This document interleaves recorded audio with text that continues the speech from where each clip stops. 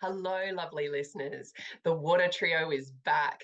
I'm here with my colleagues Kelly Surtees and Cassandra Tyndall, and we're having a look at the last quarter of the year, bringing you all the astro juice for what to expect as we roll out the other side of 2022. So, really excited to be back. For those who haven't met us before, we have been podcasting since 2018. Jupiter and Sag. Did we Yeah. start with Jupiter and Scorpio? No, maybe we're Jupiter, on it was right when Jupiter moved into, maybe. Okay, end of I don't know. 2018. Yeah, end of 2018, November Jupiter going to 2018. A while Sag. ago. Yeah, Yeah. some time ago. And yeah, but we've been on a bit of a hiatus this year. So we are coming back with a bit of a different format. But, we're all Australian astrologers, and we met way back when we were babies in our 20s. Like 20 years ago? I know. Now we're like, let's not talk about the decade we're all staring down the barrel of. Oh my Some goodness. closer than others. But we formed a great friendship at that time, and all of us have water planets that are trying to each other, and so we became the Water Tightly Trio. trined. Tightly Very trined, tightly. very Very tightly. tight. So we love talking about astrology and women's issues. Also, we laugh a lot. And food and Yeah. all the things. Our love of chocolate. Yes. So we're back differing to kind of taste in share that. Although we all love Britney. So we have some back episodes if you want to catch up on them. But yeah, we're back. We're excited, I guess. We're And rusty. we've got a new format. We've got a new format, which will be a new format. Tell us, Leash. We're recording right now a season of episodes that will be dropped in some kind of regular format that we are yet to absolutely define, but do expect more from us in coming months. And of course, as always, share, like, subscribe if you want to continue with this content. But should we dive in, gals? Cass, Yes. I think you're kicking us off, aren't you, with our Saturn-Uranus. Yeah, well, Saturn-Uranus. So we do have a Saturn-Uranus square perfecting in October. So that will happen across 18 Aquarius. So Saturn will be at 18 Aquarius, and Taurus, Uranus and Taurus at 18. Now, there's a little technicality with this one. If you sort of print out your solar fire transits for the month, you wouldn't see that this aspect actually perfects. And from a technical minute perspective, it doesn't. But I like to take the approach that if I was an astrologer 1,000 years ago and I saw those two planets, they would look pretty much in square to me. And they're, sitting in the same degree. So we can officially say, yes, it's a square. I'm definitely giving that. Also, in addition, it is in orb for an extended period of time. So a lot of people are a little bit nervous and stressed to be sort of staring down the barrel of Saturn-Uranus, particularly across those fixed signs. Though there is something to the astrology of this, that it isn't bringing anything new to the table. So this is, these are the aspects that we dealt with in 2021, and now we're kind of getting that sort of final wrap-up installment. So one of the things that has been a familiar sort of sounding board with these two aspects is that sort of tension or compromise that's required between the things that are old, represented by Saturn, and of course the things that are new, represented by Uranus, and that sort of clash between the old and the new, or the established and the possible new frontiers. And I mean, we don't have to even discuss the plethora of things that are covered in that, in both the collective sphere as well as our personal lives. And so to me, nothing, despite the nervousness that some people might be experiencing about that, particularly if they have planets, I'd say maybe 16 to 20-ish degrees of the fixed signs, this may be your final chance to kind of wrap up this tension between the old and the new. Maybe finally make a choice. I'm going to stay with what is tested and true, or I'm going to take that risk, or I'm going to launch into something that is a little bit innovative, fresh, or different.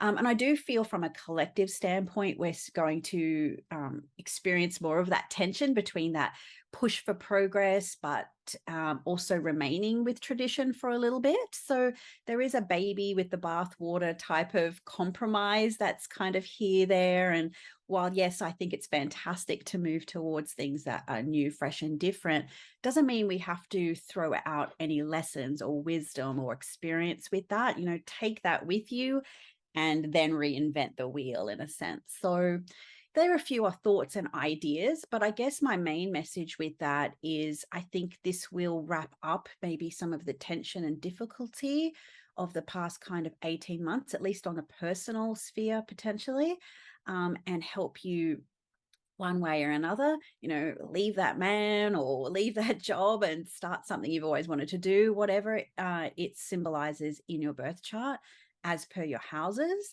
And yeah, I'm kind of excited for it, but as I said, it's nothing new. It's, you know, same old, this old chestnut.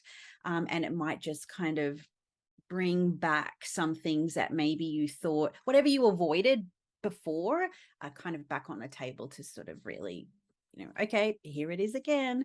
What are you girls' thoughts on this one? I feel like it's almost a forgotten piece of, it's definitely a prominent piece of 2022 as a whole, but with everything else that's going on, it's a little bit, oh yeah, that's right, we've also got that.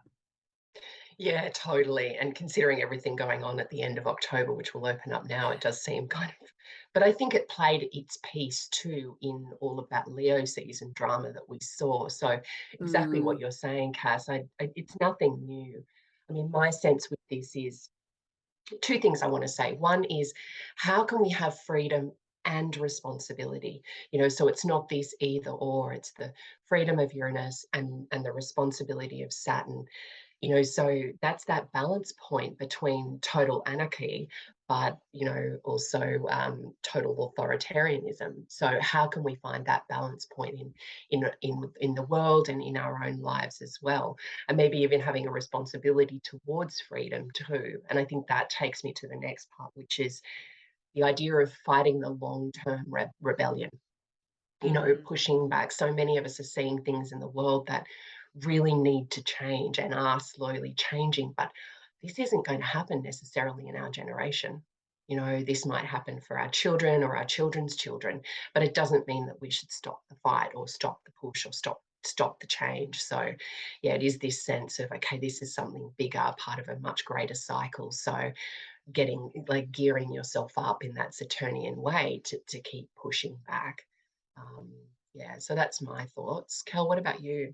Yeah, I agree with everything you're both saying.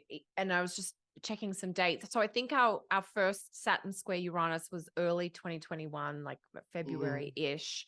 And so that idea of this particular aspect pattern beginning in early 2021, kind of winding down through October. You know, the Saturn and Uranus, as you were saying, Cass, are now as close as they're going to be for now. Like that's happening in October, and then they start to pull apart again. I think this aspect is, you know, Leash, you mentioned Leo season. As the planets were going through Leo, they were activating Saturn and Uranus really quickly in quick succession. And we're going to see that again in Scorpio season, even though Saturn and Uranus are a little bit further apart. We're talking like really relatively small distances. And so as the planets come through Scorpio, they're going to interact with Saturn and Uranus quite quickly again. So it feels like, even though the Saturn-Uranus square is as close as it's going to be in this early part of October, these shoulder seasons with the sun in Leo and then in Scorpio, and Mercury and Venus with the sun just flaring up a little bit. And, you know, Saturn-Uranus is definitely about updating or modernizing dated structures in society collectively. And then personally, I also think it's about questioning some of the things that we've taken for granted about ourselves or about others, duties or obligations that we've kind of been doing for a while, but maybe we're feeling restless with them, or we feel like this responsibility I've kind of outgrown. And as you were saying, Leash, it's not that you want to become reckless, but maybe what you're looking for is routines that really reflect your individuality. And to kind of have that, you need to really be in touch with yourself, you know, the person that you are now, not the person that you were before, whatever before kind of references. So yeah, it's almost like catch up with who you are now in the latter part of 2022, that it's not about going back to how you used to be or the way things used to be. It's more about, you know, whenever we have a big Uranus transit, it's like, I've got to find a new way forward because the old ways don't work anymore. So that's probably just what I'd add there. Yeah, But anchoring in yeah. the new normal. Yeah. And that's unsettling for the human psyche to have to kind of like, firstly, figure out what the new normal is, and then how you're going to be able to operate within that environment that still helps you stay true to yourself.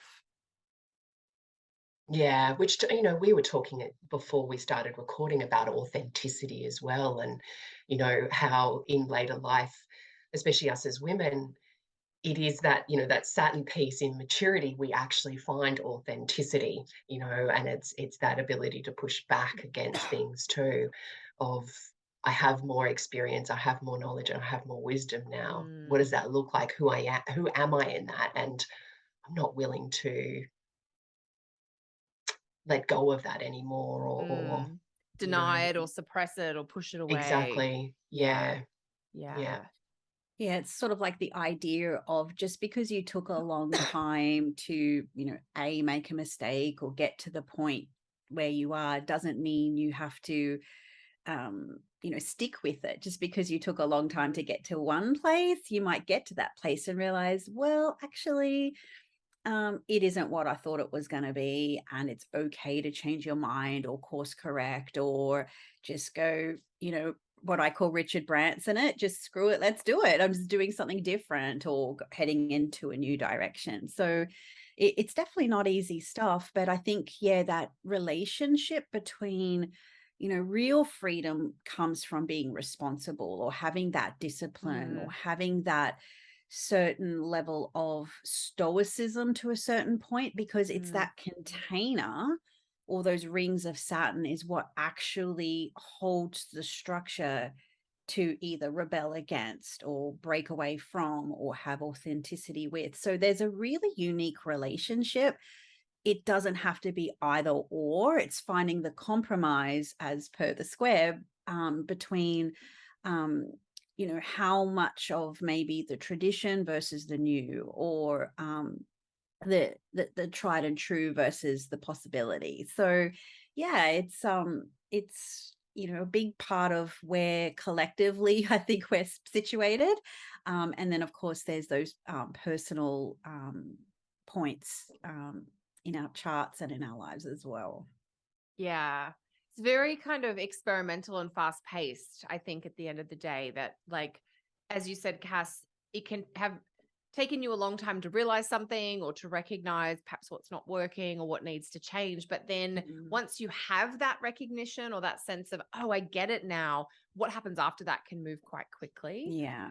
And it does feel like being responsible, but to the right principles, you know, to being responsible to the things that are really essentially core for you, rather than just being dutiful out of habit or, you know, to meet the needs of others or obligation. Yeah. So that's, rich. I love it. Lots to work with. So now we're moving into Mars's territory. Cass, you're taking that, aren't you, as well? Mars retrograde? Yes, I guess I'm qualified for this one. I think the astrology of the final quarter of 2022 really speaks to each of us individually with what's happening. So no doubt you're all aware that this is the month where Mars hits those proverbial brakes and moves in reverse. So let me just grab my notes and go through some of the dates and details first. So Mars will station retrograde this month around the 30th of October. That happens at 25 Gemini, and you know, he will boot scoot back to 9 degrees and then station direct in January. I think it's January 12, but won't exit Gemini for Cancer until late March, around the 25th. So this is the I guess one of the sort of exclamation points in the cycle where Mars stations. And you know, will find that Mars's energies will kind of be intensified or amplified with this. Now, when Mars stations at 25, it will do so in a square aspect to Neptune and also within range to Jupiter. So there is this kind of like T square happening there. So that's a lot. So as the Jupiter-Neptune conjunction, obviously they don't conjoin again, but they sort of start to get a little bit in range with each other.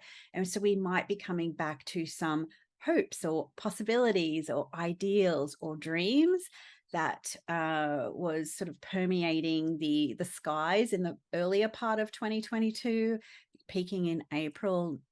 And Mars comes along, Mars in Gemini. And what does Mars like to do, right? It likes to cut things or stab things, so there is a bit of a feeling, particularly a station retrograde.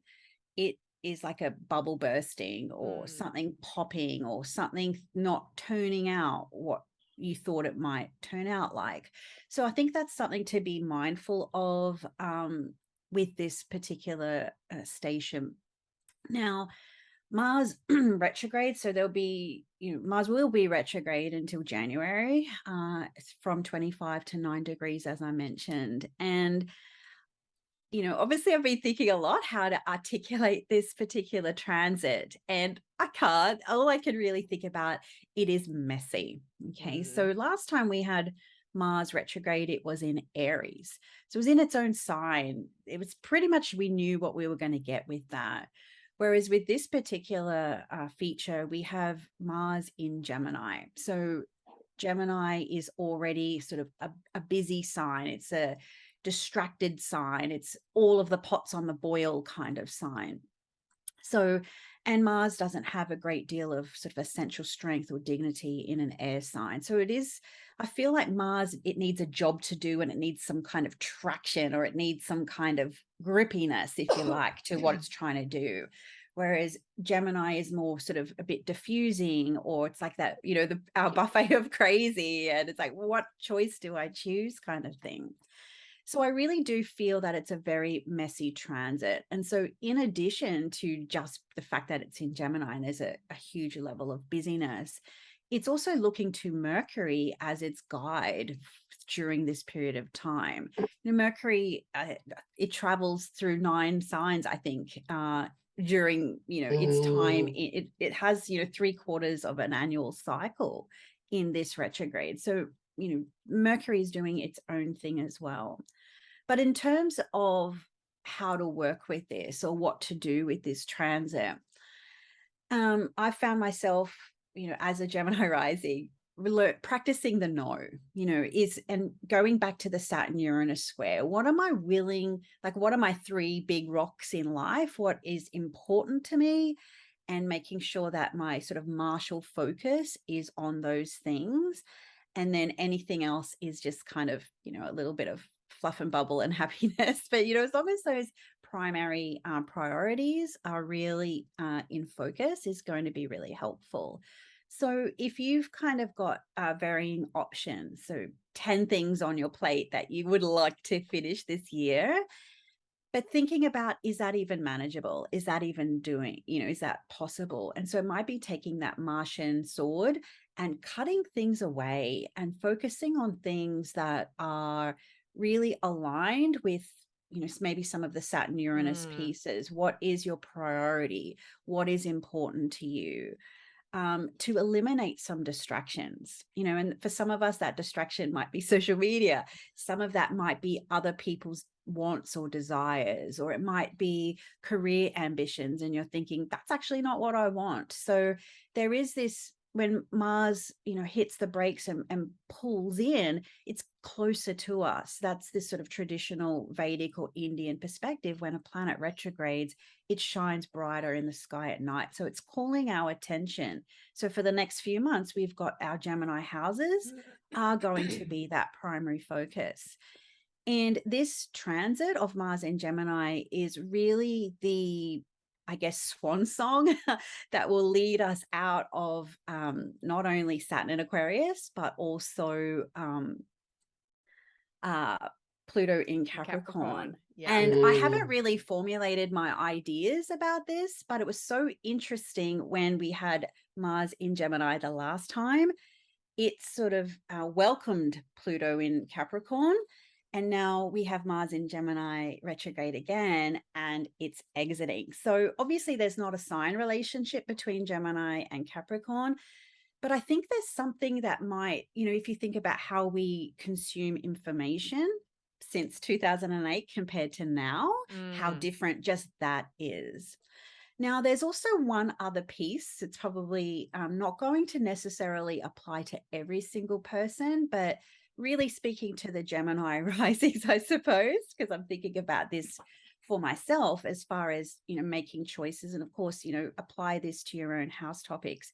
We do talk so much in general about managing our time. But when I think about Mars, it's a planet that does speak to energy and focus and mojo and motivation. And so much of our energy really comes from energy management as opposed to time management.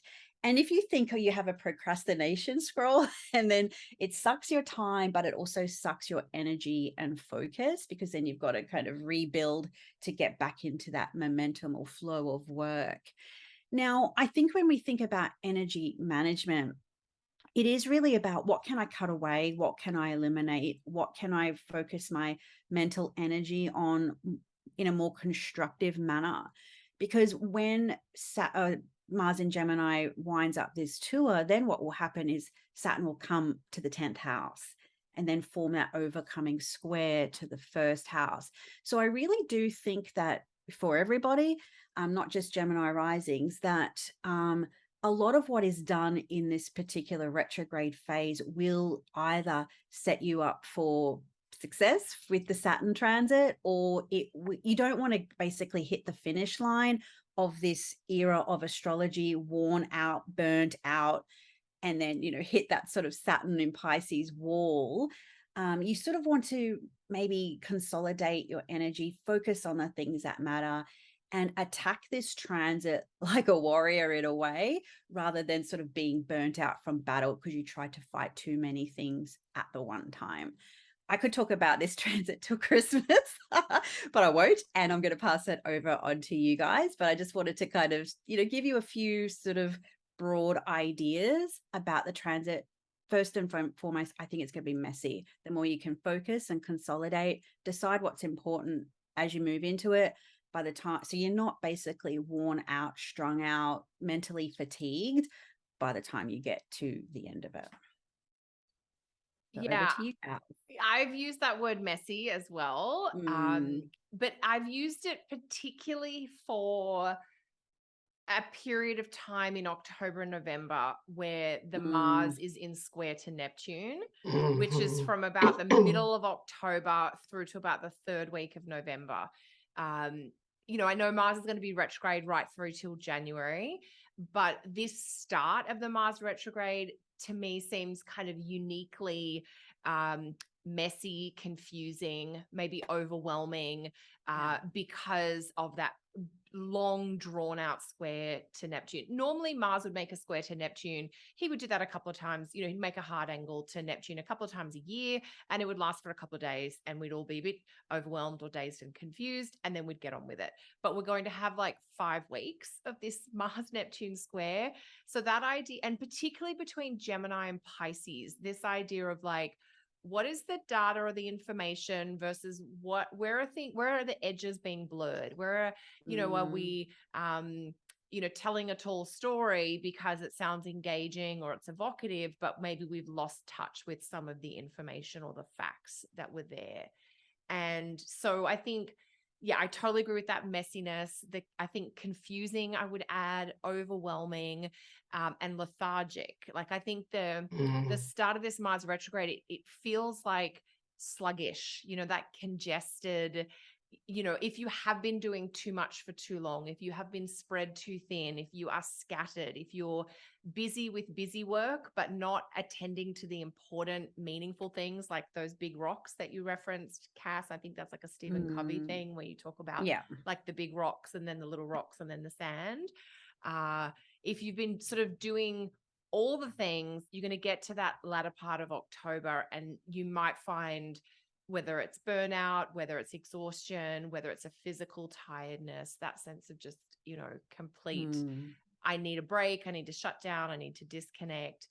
One thing I really want to encourage people to be thoughtful about the whole time Mars is in Gemini is mindset and mental health, taking care of the brain and the thinking and, quality in, quality out, and junk in, junk out. I think you mentioned social media, Cass, and I think, a really simple self-care thing over the next little while is just going to be reduce your social media time.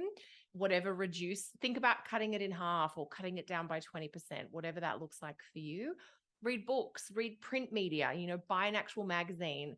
That's still going to be better for you than scrolling online. Yeah. And whatever you need to do to take care of your mindset. For some of us, it's exercise. For some of us, it's sleep. For some of us, it's therapy.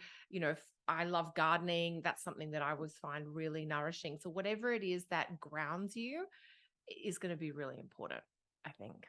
So yeah, co-sign on the messy, Cass. Yes, activity overachievement will be a big thing. Like, is this getting me, is this moving the needle? Is this getting me closer to what I want? Or am I just busy and spinning my wheels but going nowhere? Yeah, exactly. Leash. Yeah, well, and I think as well, I totally agree with what you both have said so far. And that Mars Neptune, I mean, did you guys see that movie years ago, The Big Lebowski? No, Did you? I did not. Oh, it's because it sounds just like this. It is absolutely this. It's all about kidnapping and a big toe being cut off, and but it's I forget the name of the main actor, but it's got it's this whole hijinks of that Gemini style of lots of jokes, but they're all weed smoking, trying to find their way through this cryptic mystery of who's attacking them because they've got the wrong name. Right. And there's this one scene where Lebowski's driving and someone's following him, but he's smoking a doobie and he's drinking a beer and he drops the doobie in his lap. And so he's putting it out with his beer bottle and watching this car behind him that is following him and ends up crashing into the side of a wall. So it's just that kind of really is what this feels like, this sense of you can't do all the things at once. And I think my sense is you've got to know how much fuel you've got in your tank at all times. Because I noticed with that Mars retrograde in my first house a couple of years ago, that was sometimes the foot was fully on the gas and you were able to accelerate really quickly. And sometimes the foot was off and there was nothing to do and just go to bed. So it was really registering each morning, how much fuel have I got in my tank? Am I going to be able to do what I'm able to do today? And really just taking all expectations off yourself. I mean, this is going to be tricky as well for Aries risings, of course, and Scorpio risings because Mars is your ruler. So being aware of that too. And I think too, we're leading into the back end of the year with this going on and all the socializing that Gemini wants to do. And that Gemini full moon especially is going to be conjunct retrograde Mars.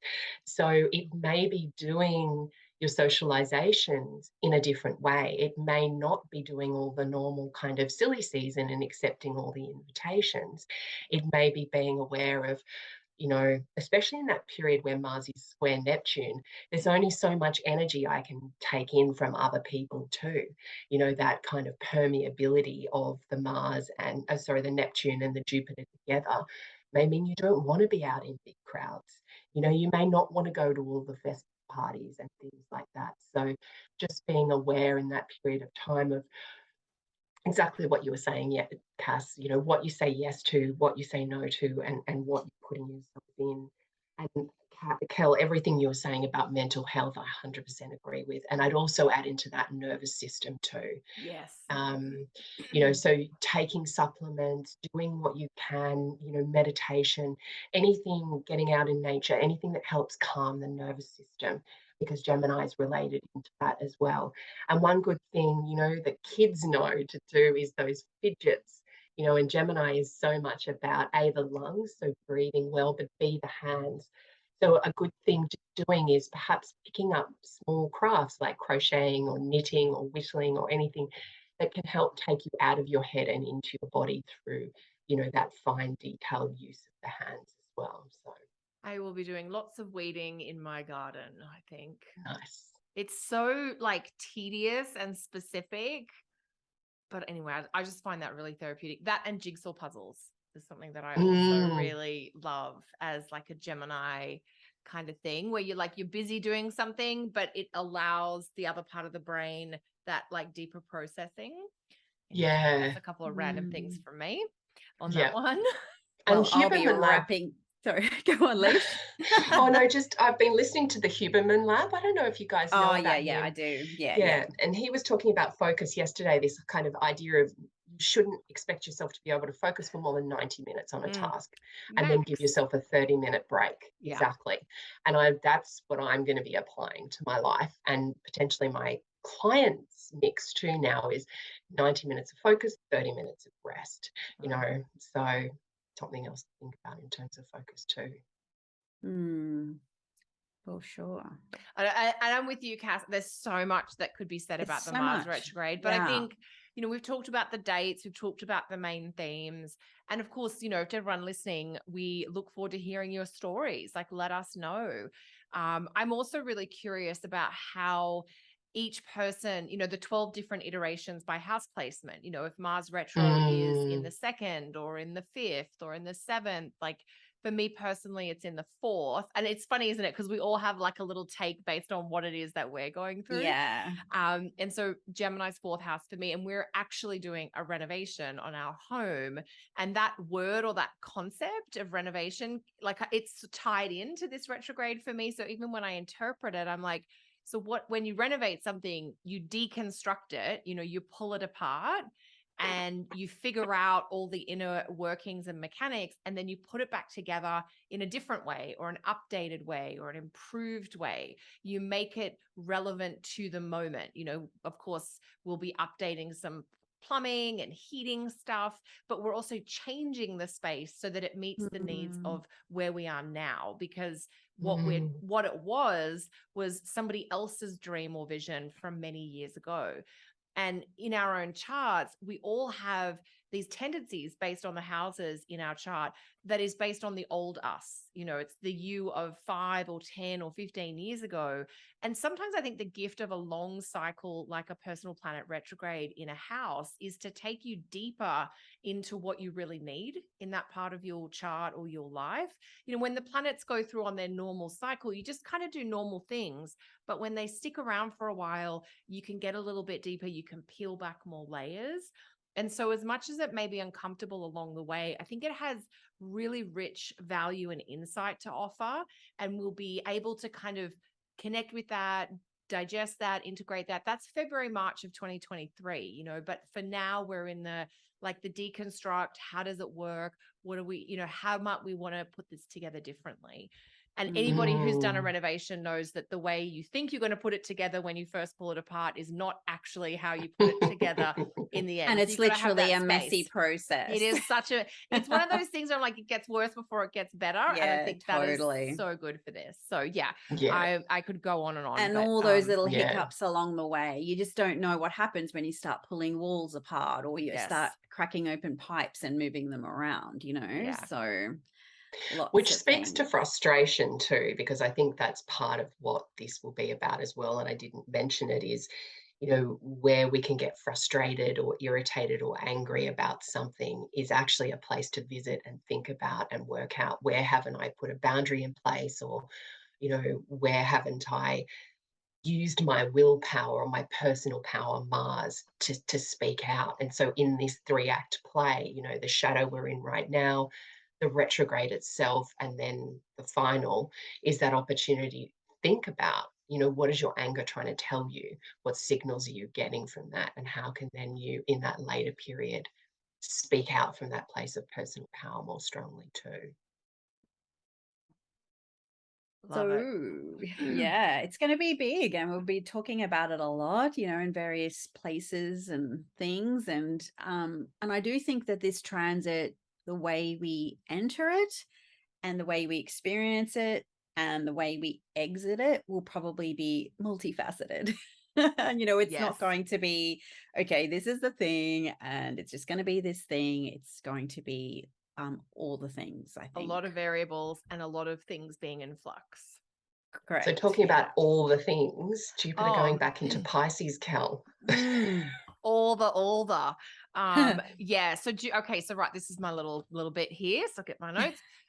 Jupiter is returning to Pisces because honestly, when you look at the month of October 2022, it's like it's really got everything. Everything is going on that month. So Jupiter is retrograde and back in Pisces as of the 28th of October. And it's really kind of a quick visit, not even 2 months. Jupiter will be out of Pisces and back in Aries around the December solstice. So it's just a little under 8 weeks. I'm doing the maths right there. So it's a little under 8 weeks, late October to late December. And so this is going to be interesting because normally I would say this is like a wrap up or a completion of some of the themes that are still left a little unfinished from Jupiter's original visit to Pisces, particularly April and May of 2022. However, there's a messiness here. Jupiter is just at the last 2 degrees of the zodiac, 28 and 29 Pisces. And I always think that's interesting because it is the end of the zodiac. So it does represent completion, closure, sometimes the natural end or closing down of things. There is a pretty potent fixed star in the latter part of Pisces called Shiat, which is associated with shipwreck in some of the older texts. And it's this idea of confusion and uncertainty and things disappointing you, or having to navigate things not living up to your expectations. And so it's going to be really important, I think, combine that with the Mars retrograde stuff with Neptune.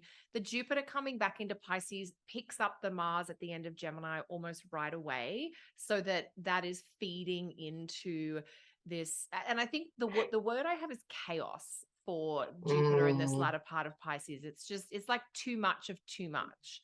And so that I think overwhelm again, and again, that theme of needing rest, needing to kind of slow down.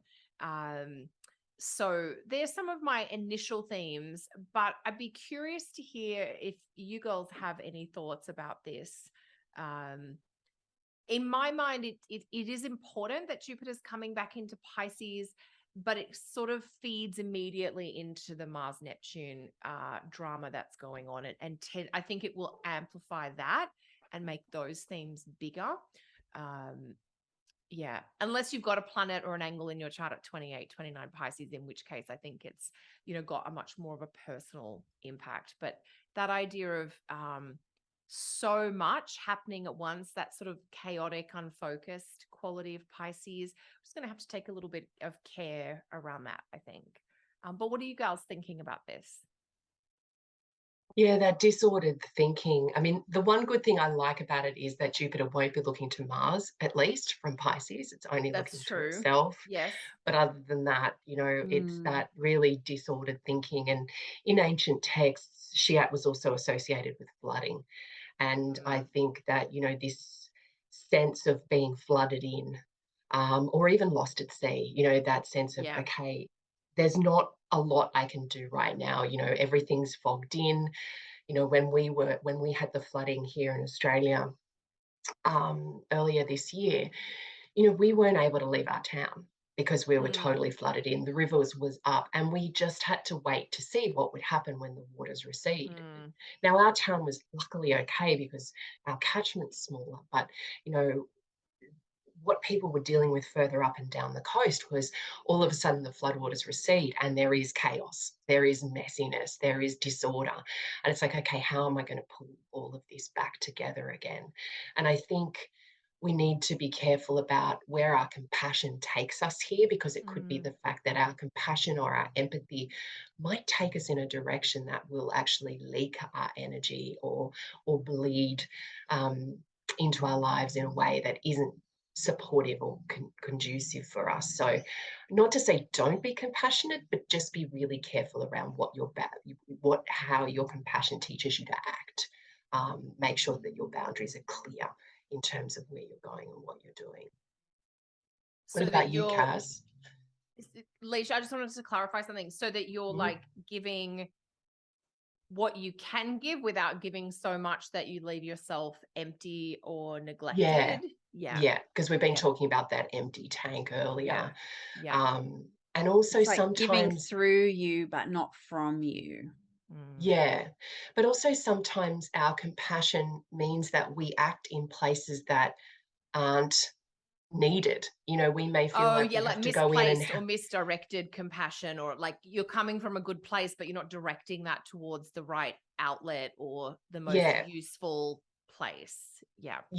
For example, I was working in a not-for-profit during the Boxing Day tsunamis, and all these donations flooded in, and so they were just handed on to the countries, but these countries had never dealt with millions of dollars before, and they actually got overwhelmed, and so things just stopped. Whereas if that money had been put in trust and slowly given in to these organizations so they knew what to do, then it would have been a lot more helpful instead of this big kind of wave of donations coming in. I love it. Interesting. And I love that we're talking about, like, I don't know if the ethics is the right word, but the ways to go about giving so that it's actually effective and doesn't cause another problem along the way, while we're talking about Jupiter at the tail end of Pisces. And Cass, what do you want to say or add on this? Oh, yeah. I mean, I just went on a bit of a tangent in my mind there, but there's quite a few things, and I really love what you both said about sort of compassion management or something along those lines. And a couple of things that I've been really thinking about is when Pisces initially went into what was it, sort of May of 2021, I think, May to July, maybe we had that sort of initial a few introduction. months of Jupiter in Pisces. And and I think one thing I find that is kind of interesting to observe is, remember when sort of COVID and lockdowns first happened, it gave us a lot of us, the opportunity to kind of pull in our focus and on things that are maybe more simple or meaningful. And we got to focus a little bit more on our internal worlds as opposed to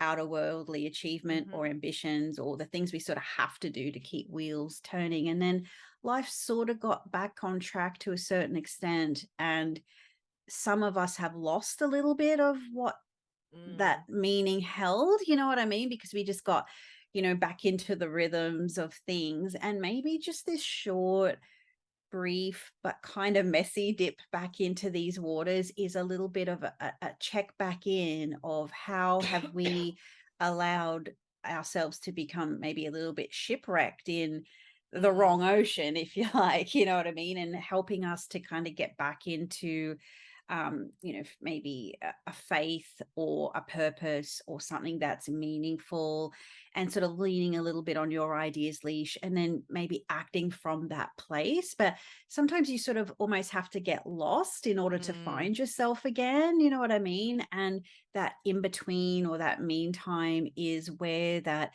the discomfort or the difficulty is, because we generally don't like that. We like to know what's next and, feel like there's some kind of boundary or routine, with kids, right? As soon as they lose their boundaries, they're messy and they're scattered. But once you start pulling it back in, then they feel more confident in moving through. So I think the part that, I don't know if I should say concerns me, but something I'm kind of looking for or watching for is collectively such boundarylessness in many areas, and then what might Mars bring to that table in terms of whether it's the information that we're fed or whether it's various data points and things like that. So I think there's something there. But I think from a more how it's going to feel, moving through it is maybe again coming back to the idea of energy management. And if this is a period of time, probably not to think you can go and climb Mount Everest unless that's your, it might be, I'm thinking maybe I need to rewatch The Last Kingdom and just escape into a different era now that I know Leishi's watched it and she can understand. You've got me hooked. But I mean, I think a Long little live bit of Uhtred. healthy, Team Uhtred all the way. But I mean, it's this like little indulging into some healthy outlet of escapism might just be what the doctor ordered for, this period of time. I've been watching Stranger Things, but I can't get to season 4 yet until I finish Virgin River. And I feel like I just need that little bit of, the beautiful British Columbus scenery, this kind of conflict resolution that happens so easily. Everything's just kind of all sweet and nice. So I feel like there is just that little bit of, during this period, it is again messy. I'm not very articulate right now, but just if you cannot do something in these sort of ingresses and stations, if you can clear your schedule as much as you can at the end of October, that into November, do that. That's sort of like your reset and refocus and thinking, how do I really want to tackle the rest of the year from that position or that place of the internal landscape, and getting back to that a bit. Yeah. I think, Cass, something you said clarified something for me, which is the idea, or you use the phrase at sea for Shiat, which is something that I think is so important with this star.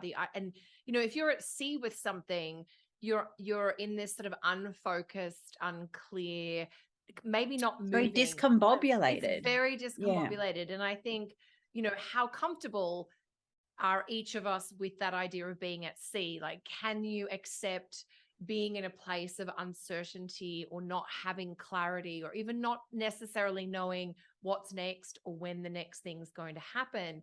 And, sometimes I think different individuals struggle more or less with certain astrological conditions because of our personalities and our inherent nature.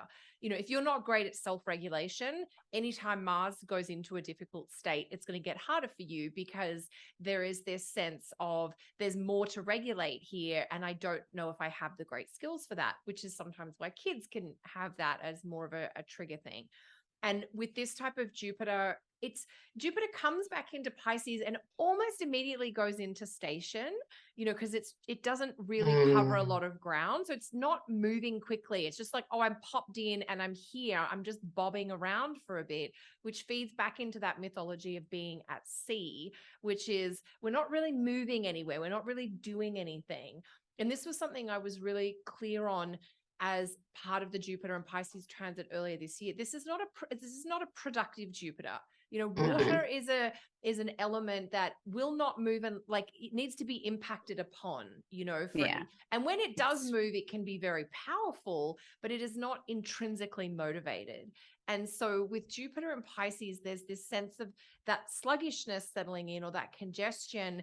And in the body, that's not great for, and in the Northern Hemisphere, we're going to be going into our autumn and winter, cold and flu season. That's not ideal. Obviously, we've still got a pandemic going on, but emotionally, that sluggishness and that congestion can sometimes be that invitation to rest, or to still, or to decline things, so that you can have a period of being at sea. Because the funny thing is, in the modern world that we live, we think that we have to be busy to be of value. But we have value just by existing. We are worthy just by the very nature of breathing.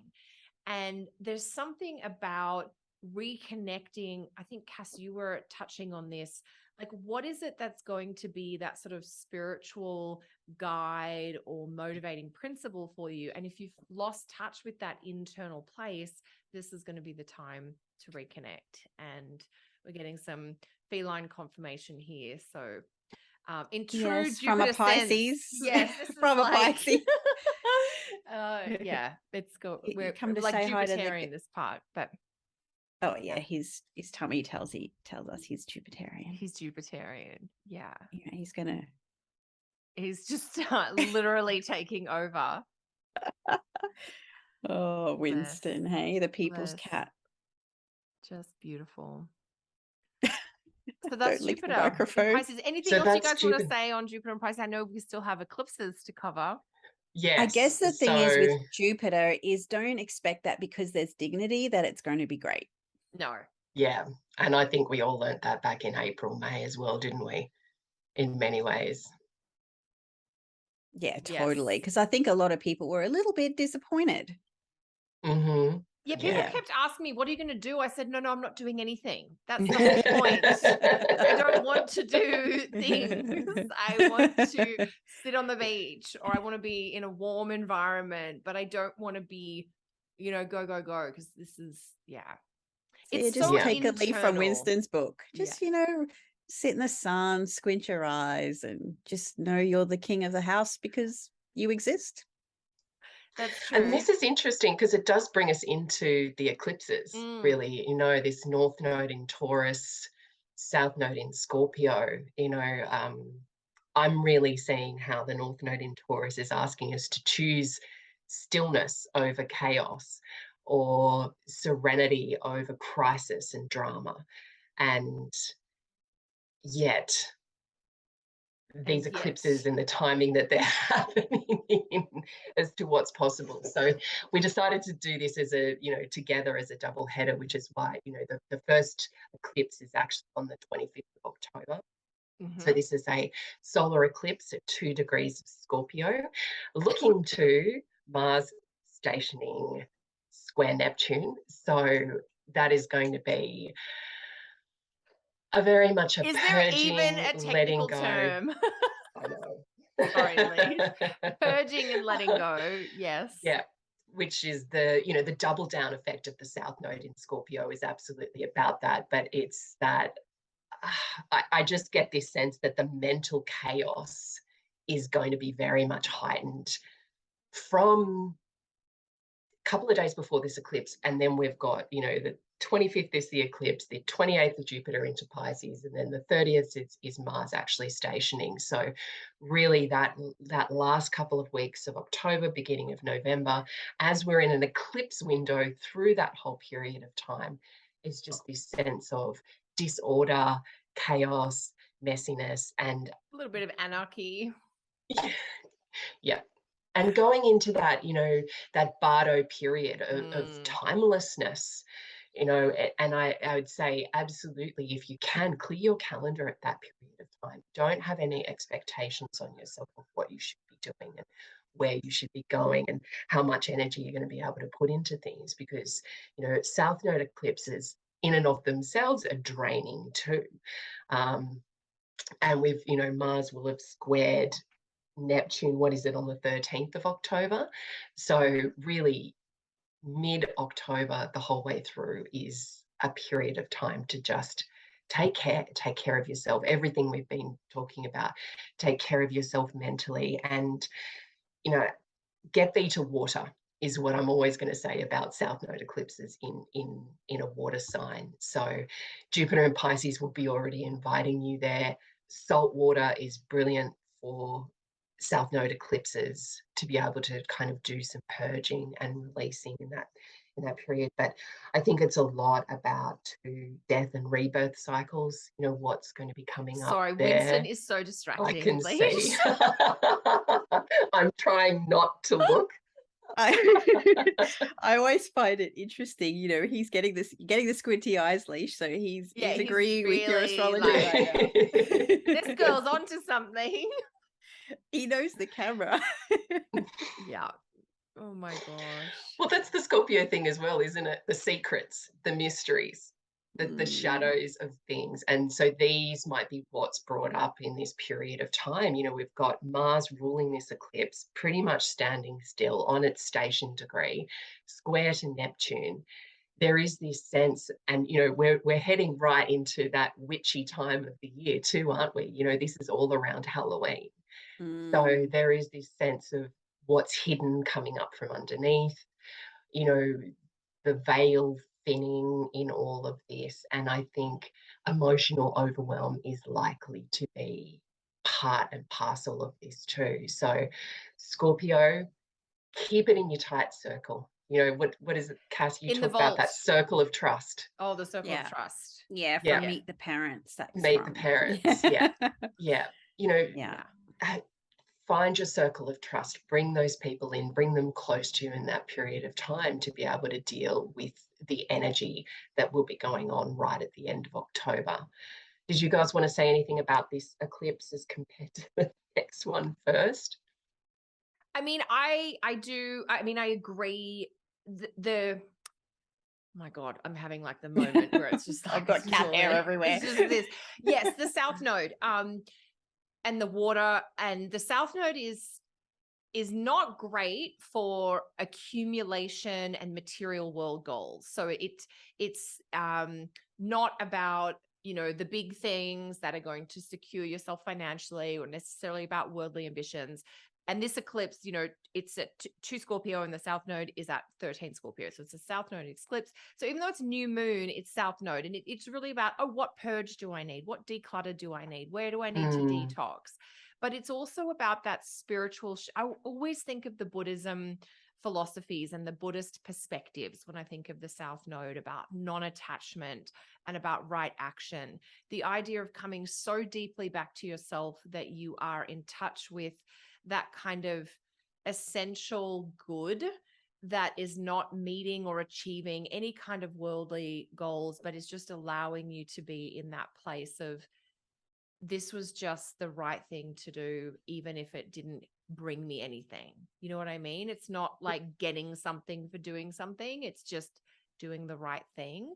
And the idea of water, someone explained this to me years ago, that yes, there's like literal water of your baths and your hydration. I think those things are so critical during eclipse days. But I also think there's something about the soul nourishment, of like the water for the soul. And that again brings us back into spiritual perspective of what is nourishing you at that really essential level. So whether it's mystical, whether it's religious, whether it's a philosophy of something, but it's needing to attend to those intangibles so that you can feel full, or you can feel rich regardless of your financial status. Does that make sense? Yeah, totally. Yeah. So there's some of I think that's important for the South Node eclipse pieces. Yeah, for sure. What about you, Cass? And the silence. Yeah, well, that's right. We had the Winston intermission, and there's, you know, speaking of South Node eclipses, the weather has just peaked in terms of spring, and so of course the shedding of the hair, and I feel like I'm in a cloud of grey mist right now. Yeah, stuck everywhere. But I think when we talk nodes, the kind of default setting to think about them is very separate. You know, South Node this and then North Node that. And I guess this is sort of tying into, you know, addressing the eclipses as a cycle. But when we're talking about the South Node and purifying and emptying out, the sort of spiritualizing impact, sometimes when people hear that, they hear loss or less. And while those things can be true, I think it's also important to remember that always in direct opposition will represent something that's already filled, that's overflowing. Yeah. That's overdone. And it's sort of like the counterbalance point. Okay, I'm fulfilled in this area. Where do I need to pour out or empty out? And it doesn't necessarily always have to mean like to lose something, but it's almost like that recalibrating of focus. You know, we might go, oh, you know, I've overindulged, put on a few kilos. Now I need to tighten up the ship and, you know, drop off a few. You know, it's that type of thing. It's because you've already filled up your cup in one area. You know, and Taurus Scorpio really speaks to, you know, the indulgence and then sort of the detox as well. But, you know, looking to your house topics, can help you sort of think, where maybe have you overdone one area and need to kind of counterbalance or regain some perspective in the other. So that's probably my main take on that, in terms of, just sort of speaking to the nodes in general. And this eclipse will also herald the new sort of lunation cycle. And so that may also indicate, until the next new moon, at least, a little bit of focus on that, the Scorpio part of your chart, and where do you need to kind of, clean up or tidy up or tighten and reduce. And,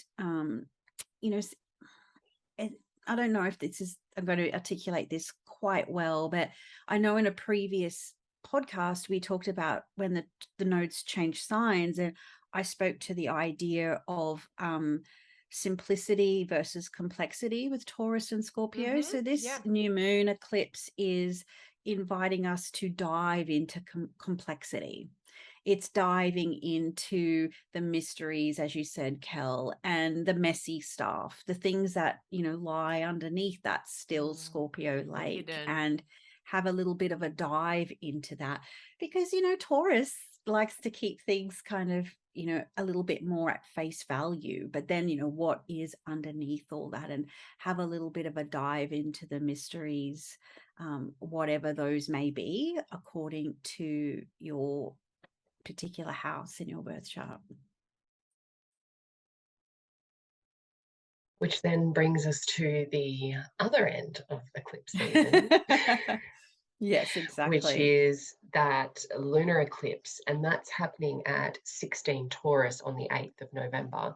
And it's 8th of November worldwide, and that is going to be ruled by Venus in Scorpio. So again, we've got an eclipse where what we're trying to bring in isn't necessarily comfortable, or isn't necessarily where we can feel, we're in a territory that we know and that we're involved in. I have really loved this calling of the North Node in Taurus personally into that embodied practices, embodied experiences, that stillness and the serenity of what it means to be just with ourselves and our five senses. There's so much quietness with this Taurus energy, and but it's almost like Venus is cracking the whip here, going, but don't forget the complexity, like Cass is talking about. So it's like this sense of having a foot in two worlds still, of, yes, we're going for the quietness, we're going for the stillness, but there's still that burbling under the surface of what we're letting go of. And, I think your point, Cass, what you were talking about is, it's almost like the first eclipse is the emptying out. So the second, it's making room for the second eclipse, for us to be able to bring things in, but it's still got the flavor of that Venus in Scorpio, which is like, we'll keep things on the surface, but let's keep it real as we do it. Let's remember that there's more to life than just the birds and the bees and and our skin.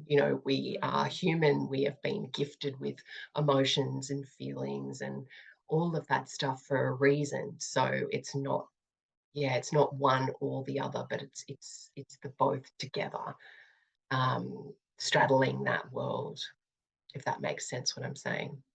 Yeah, it sort of reminds me of a bit of a philosophical quote. If a man doesn't have purpose, he seeks pleasure.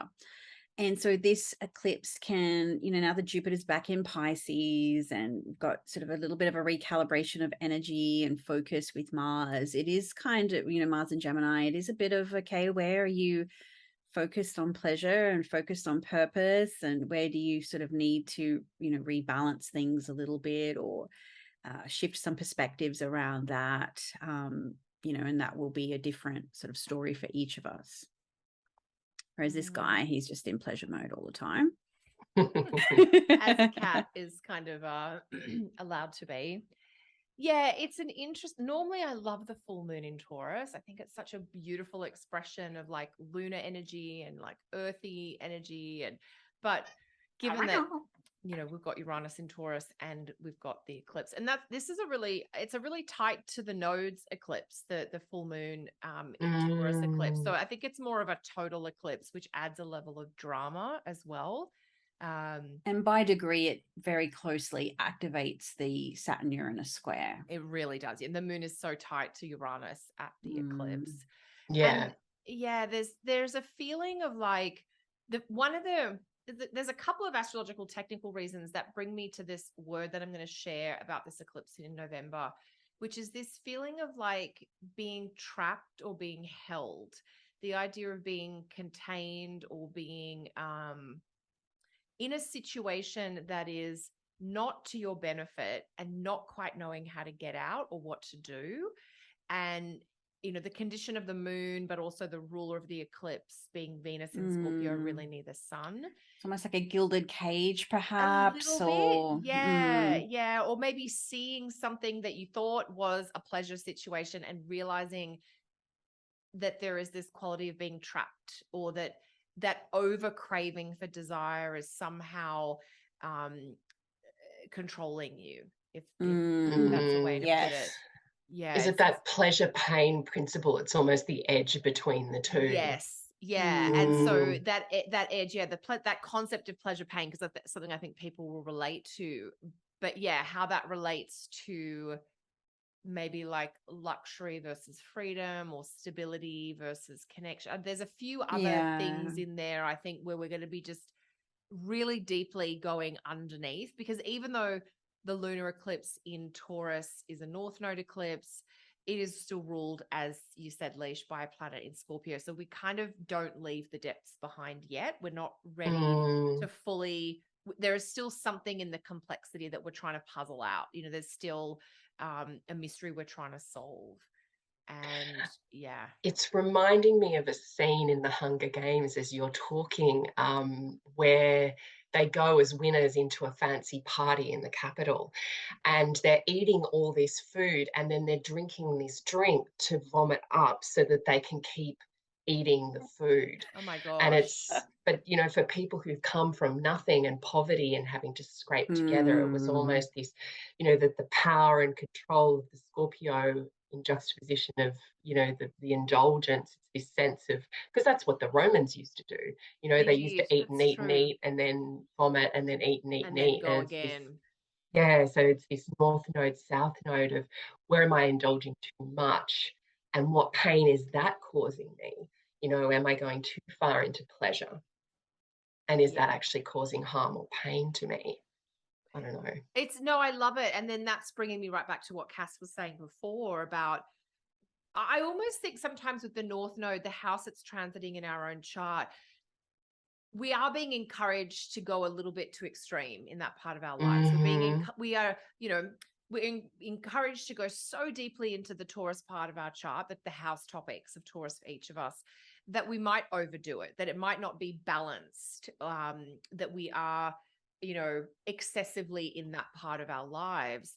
But to make space for that, whether it's to free up time or energy or resources, it may mean that you're having to say no in the Scorpio parts. So to what you were saying, Cass, sometimes when we hear that South Node of emptying out or letting go, it's not necessarily that something's being taken from you, but it can be that sometimes you're choosing to abstain or decline, or to not go into that part of your life, the Scorpio house topics, so that you can go fully into the Taurus parts, as the nodes are, as we're talking about these particular eclipses. Yeah. And so I guess a summary point for me on this is like, if you want to figure out more about the topics of the Taurus Scorpio axis in your chart, if you're trying to understand where to go, what to let go of, I think these eclipses might be quite revelatory in terms of, even if you don't know a lot of astrology, the things that you're obsessed with, like organizing or stopping or getting out of around the solar eclipse, which is October 25th, and then the things that you can't stop thinking about that you want more of around the November 8 eclipse, they will be part of your Taurus Scorpio house experience, even if you don't have all the technical detail that we've been talking about. Yeah, for sure. And Yeah. it can be very literal as well, particularly with a tangible node like Taurus and Uranus activation, making it quite yang and obvious. You know what I mean? It's not a subtle energy. You won't miss it. No, exactly. No. Yeah, it does feel like this is an eclipse that is even more electrifying than eclipses already are, if you know what I mean, with that Uranus energy there and the full moon total eclipse, as Kel pointed out. I think the first round of Taurus Scorpio eclipses we had were a lot more benign than what we're having this time around. Like, I think these ones are going to perhaps be more classically eclipsy than the previous installment, which would have been sort of May, I guess. It was May, yeah. And this is the last of the pure cycle too, because the next time we get eclipses, we've got we've got the Aries, crossovers, Libra starting to come through. So it is this kind of opportunity to really get into, okay, what am I making the most of about this nodal cycle in terms of release and... Because you're right, Leash, we're going to be about halfway through the node's journey through Taurus and Scorpio. So similarly, it's not new material or new topics that's being agitated and churned by the nodes. We've all been dealing with that for the whole of 2022 because the nodes changed into Taurus and Scorpio in January. But these eclipses are a little bit like punctuation points in the longer transit of the node through this pair of signs. It's like when the movie gets juicy, the plot twists, the character development, and sometimes at that point in the movie, that's when the hero or the main character has a road bump or a situation where it's like, I don't know how I'm going to get out of this, or I don't know how things can turn out the way I want, because there's a little bit of that despair or that forlorn kind of energy. And so it's like, and as a watcher of the show, you're just white knuckling it, thinking, how are they going to get out of this? But then they manage to. And and also the fact that it's punctuating the end of that Saturn-Uranus square too. This is almost the end for the fixed signs of a lot of heavy drama that's been going on since the beginning of 2021. So actually, just this circles right back to where we started with the Saturn-Uranus square. We were talking about the Leo and Scorpio seasons. November 8 to 10 is when the Sun opposes Uranus and squares Saturn, while they're at their closest place for the last time. So we're bringing in that kind of last bit there as well. Yeah, because it's not just the Sun, it's also Mercury and Venus are traveling so close to the Sun at this period of time. That whole first week of 10 days of November is, really cycling off that Saturn-Uranus square. So it will be that sense of, right where we started. What are you going to push through? What are you going to ground so that you can have that authenticity and freedom?